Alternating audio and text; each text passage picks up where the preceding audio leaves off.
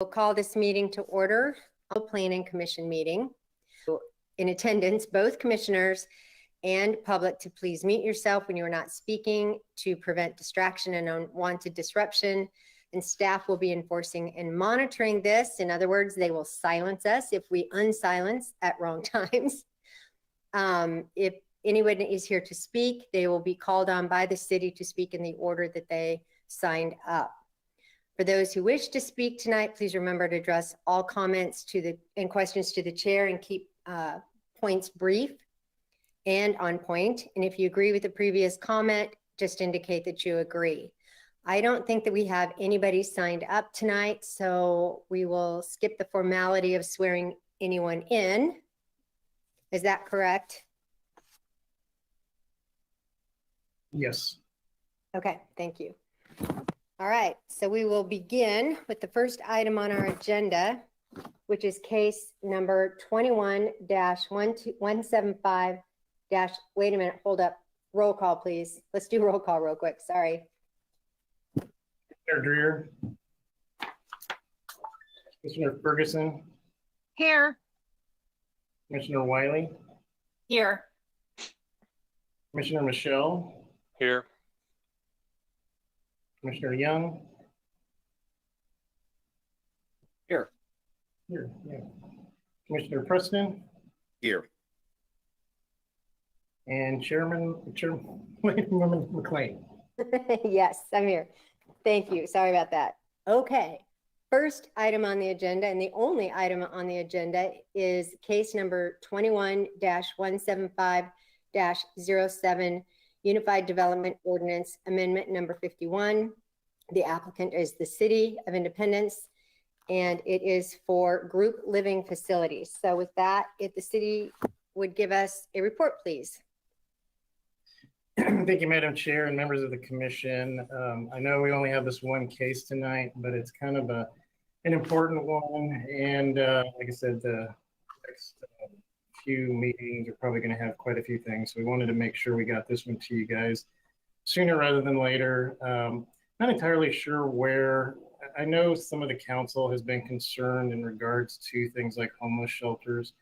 As I know you guys are aware, it has been an issue in the city even prior to COVID, but actually probably worse now. And, you know, we kind of take a look at some statistics that we see. We use some of the United States Council of Homeless. They do talk about an increase from last year to this year. They do expect increases in homelessness as we move into the future. And as I'm sure some of you guys are aware, you know, we do have some neighboring cities, Kansas City in particular, that are, you know, dealing with this situation as well. And how do you deal with those that are homeless, whether it's temporarily or chronically? And so staff felt it was a good time to go back and look at our existing codes and how that plays into homeless shelters here at the city. You know, first, I want to say, you know, obviously there's a lot of things that lead to homelessness.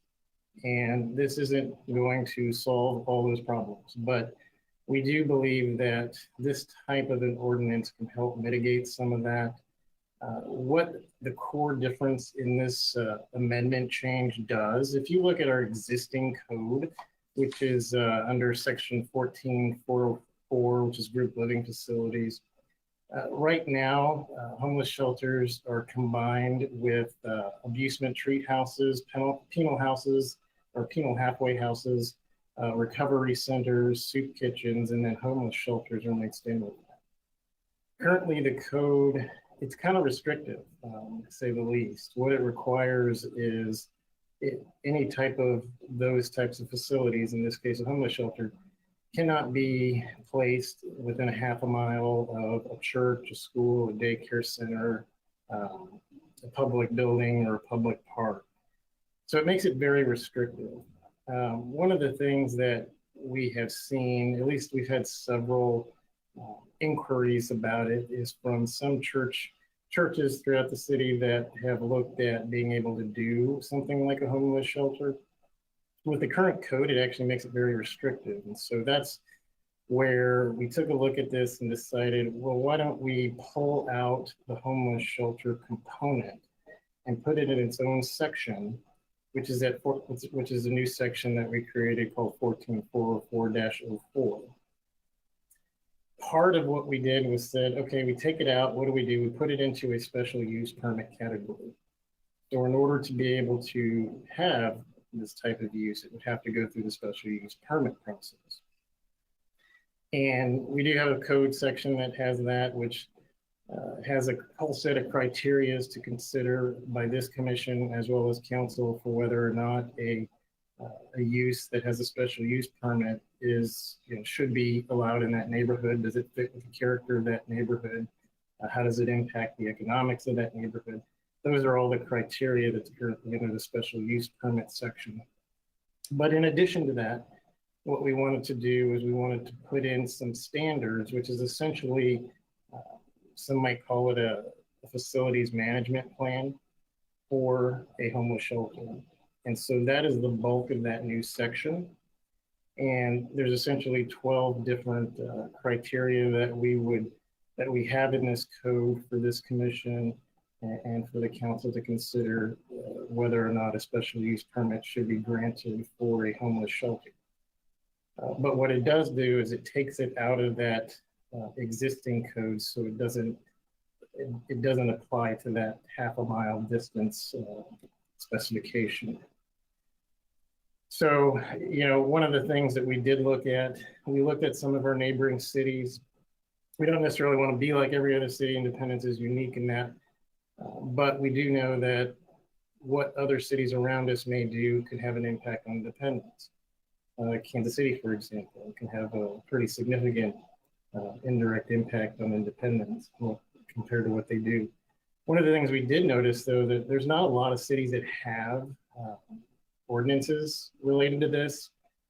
It's kind of vague in many of them.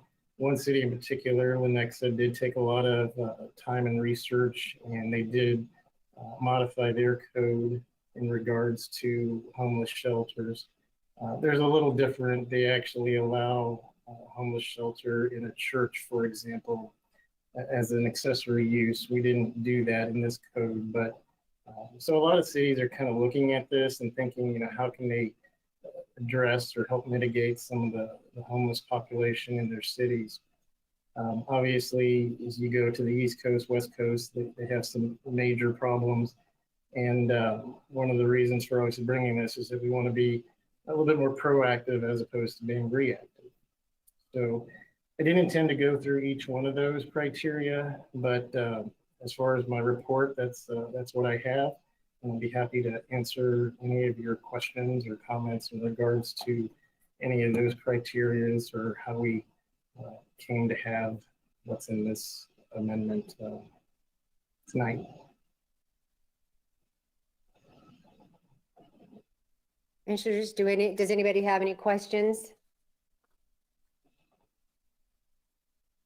I had one question, and it may be lame and not even relevant. I'm not 100% sure, but does there need to be a place in this UDO that states how many restrooms would be needed for that many?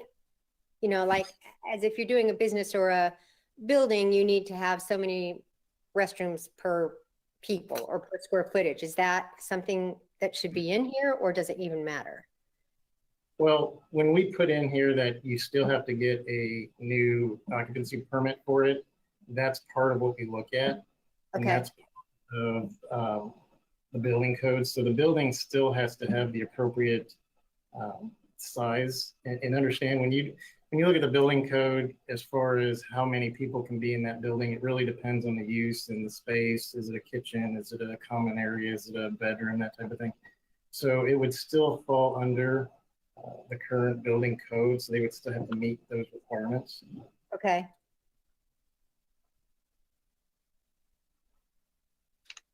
Rick, I've got a question. Yes. I see in 14-404-03, homeless shelter was removed, and then the intent really is that 1404-04 really is dealing with homeless shelters alone, correct? Correct. Okay. The if you look at 404-3B, it talks about buildings and properties must maintain an exterior appearance that reasonably conforms to the neighborhood with which they're located at. In 404-04-A, let's see if I can find it here, the exterior appearance of the building and property on which a homeless shelter is located shall be maintained in accordance with applicable property maintenance, building, and zoning requirements. I'm just curious why there's a difference and why why for homeless shelters, we're not asking them to conform to the exterior appearance, quote, the exterior appearance that reasonably conforms to the neighborhood within which they're proposed to be located. So very good question. One of the reasons that we did it that way is because when you look under the special use permit, it does have a criteria under there that talks about specifically about making sure that the special use conforms to the compatibility and the character of the neighborhood. So we kind of felt that that would be covered under the actual 14-704-08 criteria.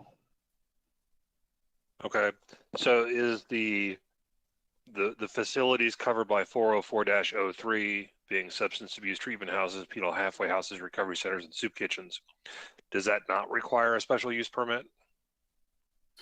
So right now that does, let's see here.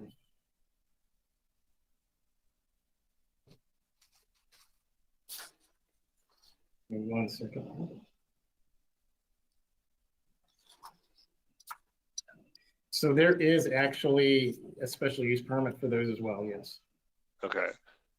Just so you know, so they're actually allowed in R18, R30, C1, C2, and O2 by ordinance. Okay.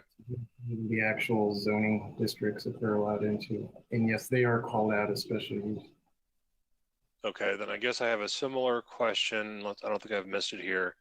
Similar question about the occupancy. If these are both covered by a special use permit, is there a reason why we're not specifically calling out for one to the design appearance? Okay, you've answered that one, but also the occupancy not exceeding the number of occupants permitted by the subject building by building code or fire code as applicable. It just feels like some of those stipulations should still be required under the homeless shelter section. Is there one of those in particular? Well, it's the occupancy one. It's mentioned for all the other uses, also covered by special use permit, but it's not mentioned in our homeless shelter, unless I've missed it. I don't believe that I did.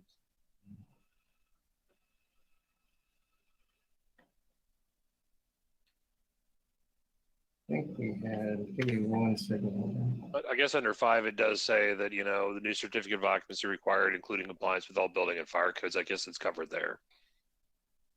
Yeah, and I think that that's pretty much our intent there, is that whenever you go to get that permit, it's going to have to still fall under all the actual building codes. Okay. What is the intent? The last question I have, I promise. What is the intent for the sizing and the minimum occupancy, 30,000 square feet and 30 individuals? So one of the things that we looked at, and again, we didn't really have any more specific examples other than the ones that we had some inquiries on that were churches. So one of the things we looked at, if you look at let's just say, for example, we were to get a request for this type of a use in a church. We looked at some of the existing churches, not all of them. We just kind of took an example of some. And understand that 30,000 square foot is intended to be for the entire building, so it could be multiple levels. Mm-hmm. What we looked at was, you see some churches that may be on the smaller, more typical side, may have around 10,000 square foot on an upper level where the congregation would be. And then they may have 10,000 square foot in the basement. Maybe there's a kitchen in that basement. But then with this particular code, what we're looking at is more than likely somewhere between 10 and obviously there's a maximum of 30 homeless people that could be there. Now, if you look at a building code, you could probably easily fit 30 people in one of these buildings. The question becomes, do you fit 30 people with beds and other facilities in And for like example, a basement of a church that may have 10,000 square feet. So that may be a 20,000 square foot building. And Yeah, I so just looking at what we think might make sense would be closer somewhere around the 30,000 square foot. Now, but understand the language that we use though in that particular portion is a must be, not a shall be. So shall be more definitive. But we do believe that if this commission and or the council felt, for example, that a 28,000 square foot or 26,000 square foot building would be appropriate if that's the case, that this would still be allowed since it wasn't really a shall be specific requirement. So that kind of gives you a little bit of insight of how we looked at that 30,000 square feet. And I do believe when we also looked at some of the other, like Nexus, for example, I think they had 30,000 square feet too. So when we looked at what made sense in that type of an example, that doesn't mean it could be a different building. It could be a flat single-story building. And maybe that doesn't make sense for a single flat story building, but that was one of the criteria that we kind of thought about when we put that in there. Understood. Yeah, I guess it's especially as for those of us who have homes in what I'll call the more traditional, the older parts of town. We see the homeless folks wandering the streets more than folks who might live over towards 39th Street and otherwise. I just was curious if this, is this being too restrictive, or is there an intent behind it? Because I see a real need for solutions for these folks who are experiencing homelessness, much as I do for substance abuse and mental health related issues. I think they're all interrelated. I just want to make sure we as a community are not making it harder to provide service for these folks that need help. And that is, a very good point, because that's a good balance that we're trying to make. Obviously there are some that might be against this type of a thing, just because you may not want to see these types of things. I would say it's certainly not as restrictive as our existing code. But that being said, that is the difficult balance to make. And we were kind of looking at it more as the logistical, what size should a building be total and square footage, as opposed to, or do we want to make it so big that it limits the location? That really wasn't the intent. But it is, that's one of those things, those criteria that we have to look at. And, does it make sense? Does it make it too restrictive? There's a lot of different trains of thought on that. And so, I don't know if I've answered your question or maybe made it more convoluted, but that was the intent for it. It really wasn't to try to make it more difficult or less difficult, but it was to try to put some kind of standard in place to make sure that if you're looking potentially at 30 people in a building for this type of purpose, that your building has enough space to do that appropriately, knowing that it doesn't necessarily correlate to the actual occupancy load that the building code may say. Yeah, I think for 30 people, I think you need 50 square foot per bed, if I remember correctly. And I think, that's for 30 people, that's only 1,500 square feet of actual space, not counting bathrooms, not counting common areas, etc. Go ahead. You've answered my question. Thank you. I think these are the two that I kind of got tripped up on also. And having you explain it, it makes perfect sense now that you've explained it, because I can imagine, the sanctuary is part of it, of the square footage, where you obviously can't, they could sleep on the benches, I suppose, but so I don't know, is there a better way toward this? I certainly don't have any ideas, but like Paul said, maybe could you need to have required 50 square feet per bed or per bed area, or something that would help somebody have a better, clear imagination who doesn't necessarily have an imagination. Like, what if it's a warehouse? Can they still only have, and it's 30,000 square feet, can they still only have 30 people in it?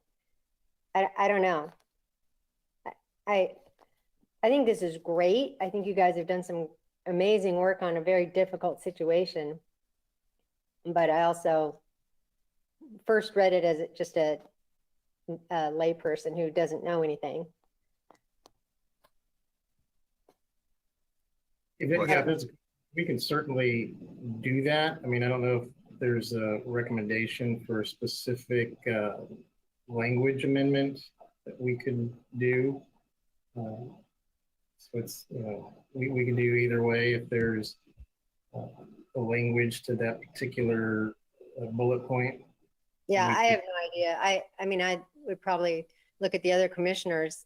Maybe I'm the only one who kind of looked at it that way, but I would certainly have no idea how to clear that up.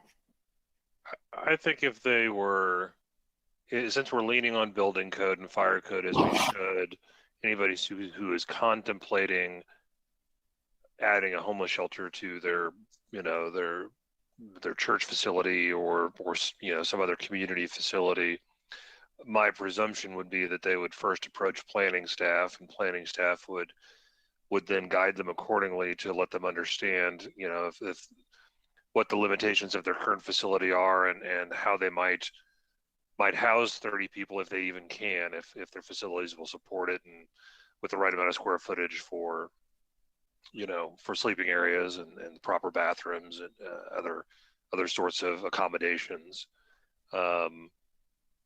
Certainly there's other folks, architects as an example can help them figure out those things as well.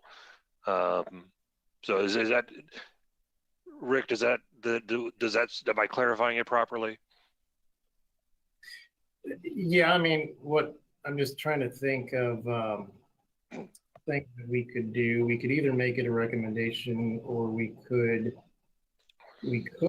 change that bullet number 1 that the shelter must be able to support 50 square foot for each individual. Yeah, I would say that we probably should verify that figure with code to make sure that I'm correct, but I would say yes. Or you could even say, because the code may change and then we don't have to change it again, we could say the homeless shelter shall serve a minimum of 30 homeless individuals, with adequate space for sleeping quarters in compliance with currently adopted building code, or something along those lines. That way we don't have to talk about it again if the building code changes. Good point.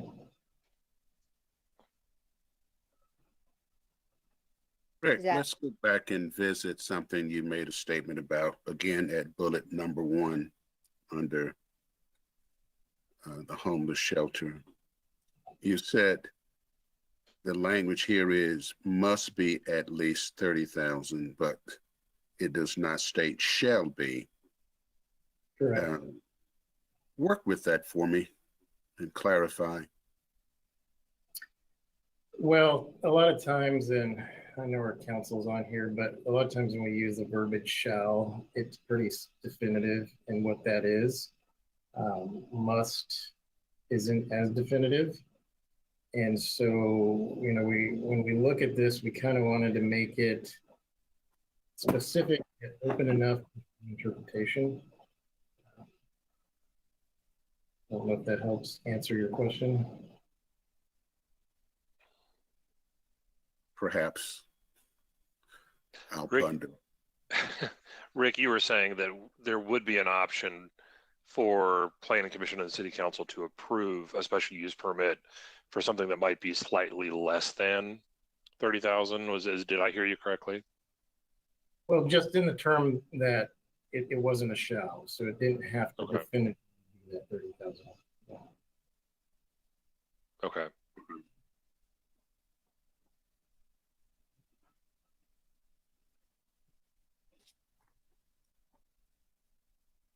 So anybody else has any other questions or discussions, ponderings? Do we want to recommend different wording to, oh, just lost my page. the occupancy? Or are we good with how it's worded? Are we comfortable? Madam Chair, I would like to change the wording to that. Number 2. Number 2, there we go. Jeez. Yeah. I agree with changing the wording.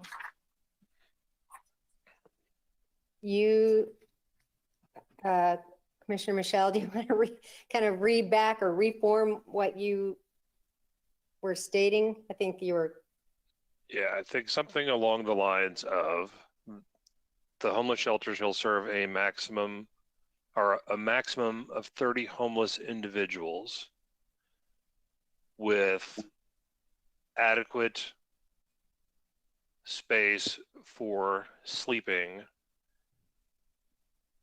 per occupant or per individual in accordance with the currently adopted building code, period. And then I waffle on whether or not we should say something to the effect of restroom and bathing facilities, or other accommodations should be made to support the appropriate operation of the homeless shelter. I don't know if that's overstepping or too specific, but the first part feels right to me.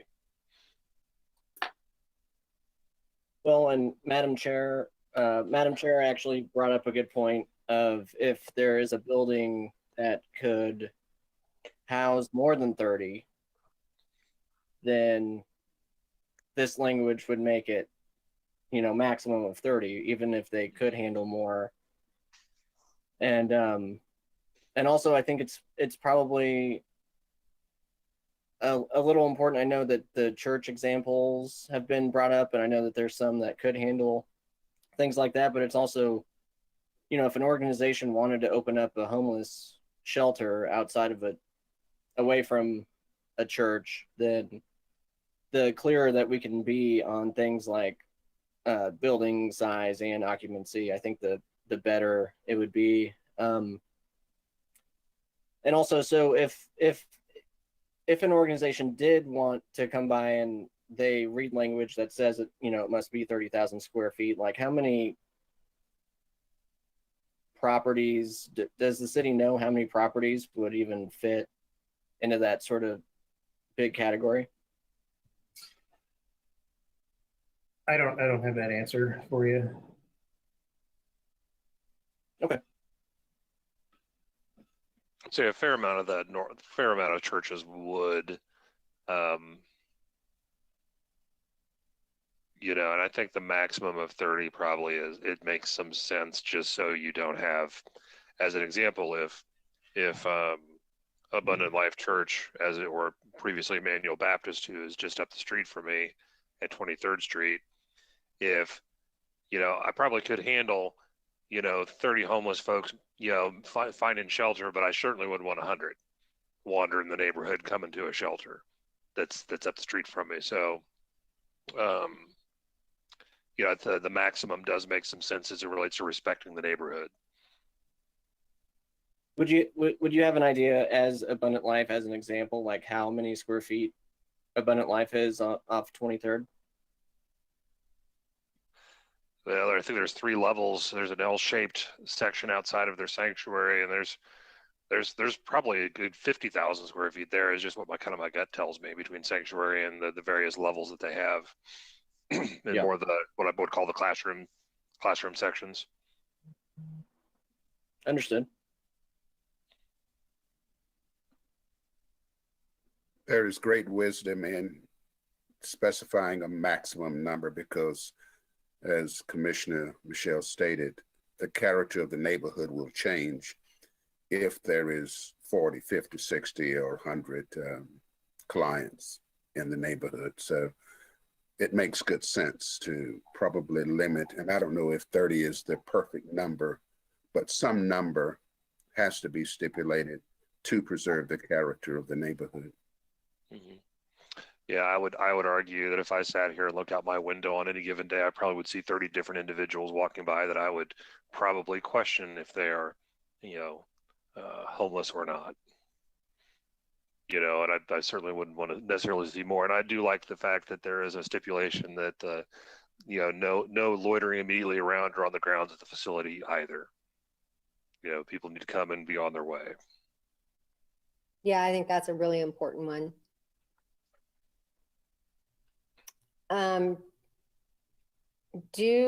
Miranda, did you happen to write down the wording? I was gonna say, I wrote wording down. I guess my only question, just to be clear, on number 1, did you want to remove number 1 or leave number 1? No, I personally, I'll speak out loud. I'm sorry if I'm talking over anybody. I think it's important because that keeps you from throwing up a homeless shelter just anywhere in smaller facilities. I think it's going to give us an ability to govern a bit more where they will be. Yeah, I agree. I agree. I think we should keep it. But I do feel better about amending the number 2. Yeah.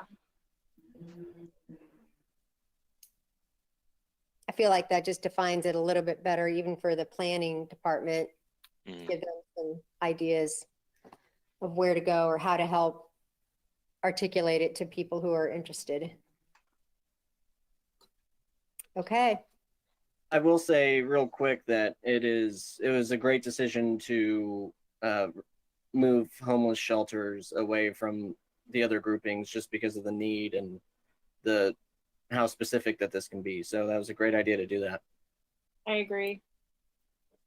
Rick, is Lenexa the only community around us that's done something similar? Yes.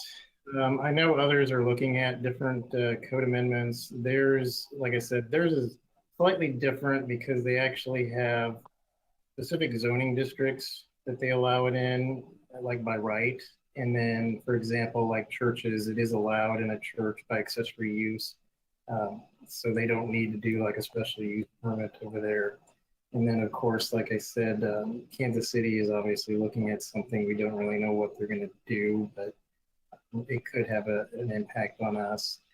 Some of the neighboring cities, Lake Summit has some stuff out there, but it's not quite the same. Some of the smaller communities around us, they don't really have a whole lot at all. So not really sure what they're doing. But yeah, so it is limited, but it is happening. So I know a lot of cities are looking at this. Well, I like that we're sort of trailblazing a little bit. Yeah, that feels good. It does. Virginia, did you have something you wanted to say? I thought I saw you unmute. Oh, You're still boy. muted.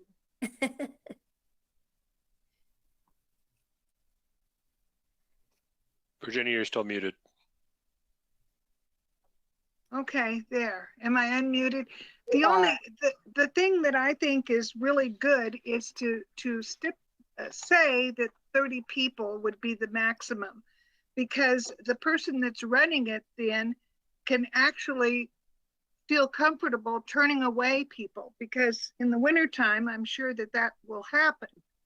Now, if we reword it to where there isn't a limit on it, it's going to open it up to where the person that's running the place won't be able to say, well, we are only allowed to take 30 people.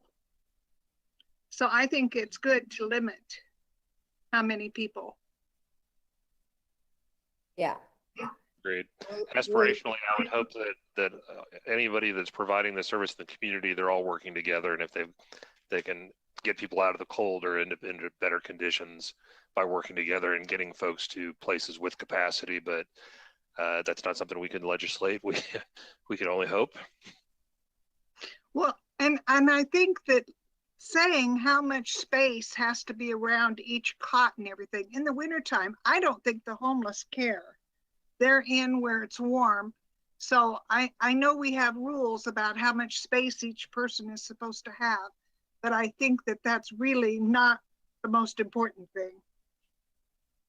Right. No, I agree. And I think also having the staffing levels is also another important stipulation because in concert with the 30,000 square foot minimum size that, you know, in the case of a faith-based community, I think that that elevates this to a certain level, a certain size of community that'll have the resources to actually provide the level of service and supervision that's required. That's a really good point. Didn't the Salvation Army last year during the winter time open up their facility there on 40 Highway for the homeless to come there? And I don't know how many people actually they housed at that time, but I know they did open it up for people to come. I don't know the answer to that. Anybody else? I don't, and I thought that their facility there on Truman Road, just east of Noland, I thought they had some homeless shelter component there as well, but I could be wrong there. There is accommodations for homelessness at the Salvation Army, and it's a finite maximum number due to just the scale of the organization and the number of rooms and beds available. So, but that is capped really by the scale of the organization, and in fact, the number of beds. So. Mm-hmm. Yeah, Rick, no, short term. yeah, maybe one last question. Do we know if any of the homeless shelters that are currently operating, i.e. the Salvation Army, do they comply with these new rules and regulations? If they do not, are they grandfathered in, or will they be forced to adapt and overcome to meet the new regulations? So I'd have to look to see. I don't know if any of them currently would not. I mean, the biggest issue would be whether or not they have a management plan in place. But I don't know if they do. My guess is they have some kind of plan in place already. We don't have that since we didn't actually have that in the code. So Will yeah, they so have to come get a new special use permit to comply at this point? So the intent would be, yeah, unless we put that in there specifically, then they would have to comply to this new code.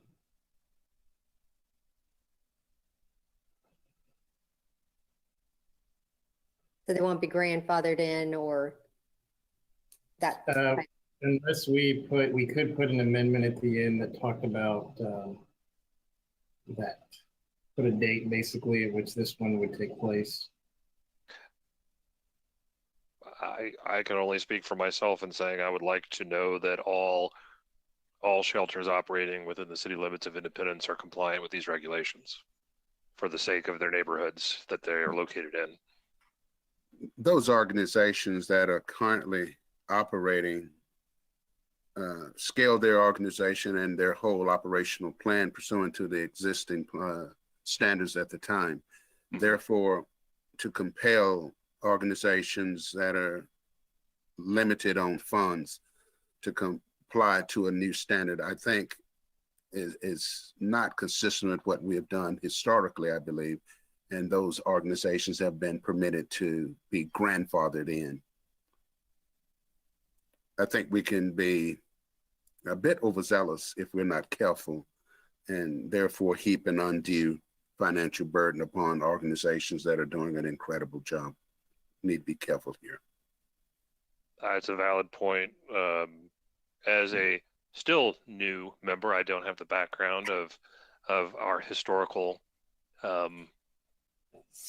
means and methods, so I will defer to the recommendations of the larger group.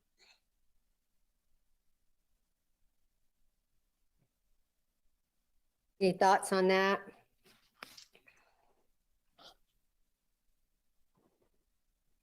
It seems to me that the way it's stated gives a little bit of wiggle room for the city to, if there's a situation that is in non-compliance, that is in true non-compliance in a whole lot of ways, they can step it up, right?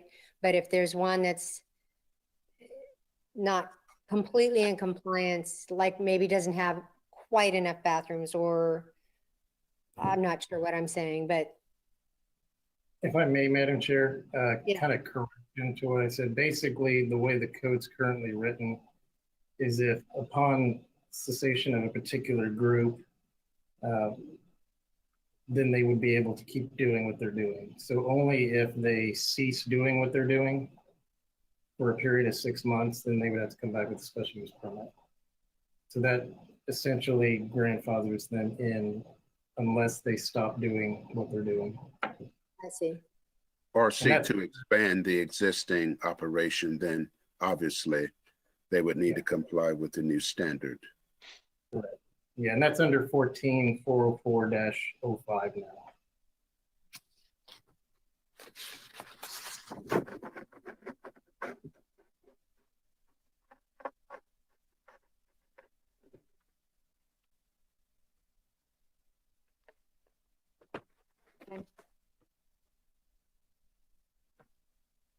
Any other points? If I may, Madam Mayor, just for clarification, what I have for the language amendment is shelter shall have a maximum of 30 space keeping per occupant in accordance with currently adopted building code.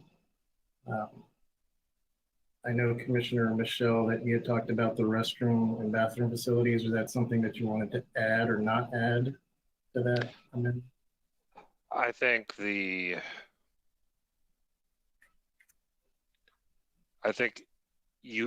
building code states that, you have to have a required number of toilets and sinks and janitor sinks and drinking fountains based on the occupancy of the building and the occupancy type, number and type. So I think the building code will apply. I mean, I think it's a fairly minimal amount if you really think about it, but I think it would probably be overburdensome to mandate that they put in, new bathrooms and showers and those sorts of things if there are the minimum required plumbing fixtures in proximity to where these folks are going to be staying.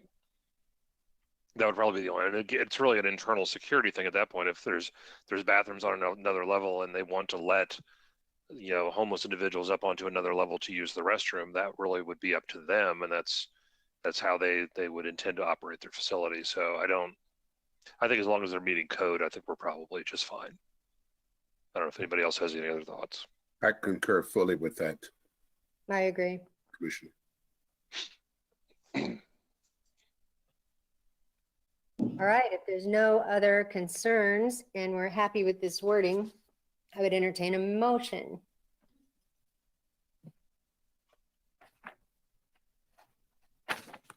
I'll move for, in case number 21-175-07, Unified Development Ordinance Amendment 51, I move to approve. Is there a second? With the modifications. Correct, thank you. I second. Oh my gosh, I don't even know who won that one. Virginia had it.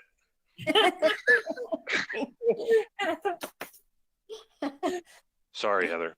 I think you're right. I think she beat me. You got that one. All right. Will you do roll call, please? Commissioner Ferguson, Yes. Commissioner Wiley, Yes. Commissioner Michelle, Yes. Commissioner Young, Yes. Commissioner Preston, Yes. and Chairman McLean. Yes. Case number 21-175-07, amendment number 51 for group living facilities has passed. Thank you. Good discussion, and I'm glad we took time on that one because it is important. And I commend the city on trailblazing, like Heather said, and trying to get the forefront of this before bigger things start happening because, you know, as we all know, once Kansas City makes a decision, we tend to feel the brunt of it. So I appreciate this and getting ahead of it. Is there any other business that you have for us? I only have just for no actual business, just a comment on, so next week we have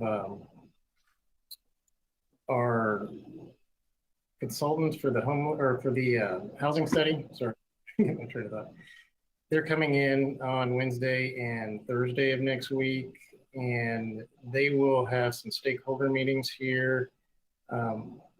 Eventually, at some point, they're going to probably contact members of this commission for some discussions in regards to this housing study that we're working on.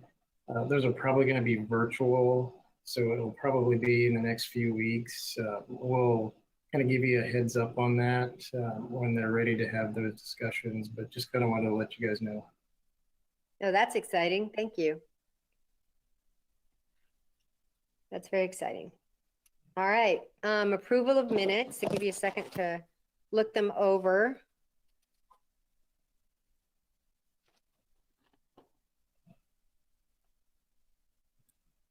Madam Chair, it appears that these minutes were rather lengthy and we had quite a session, but I find no exceptions. Yeah, I didn't find anything either. All those in favor of the minutes, raise your hand if you say aye, if you approve.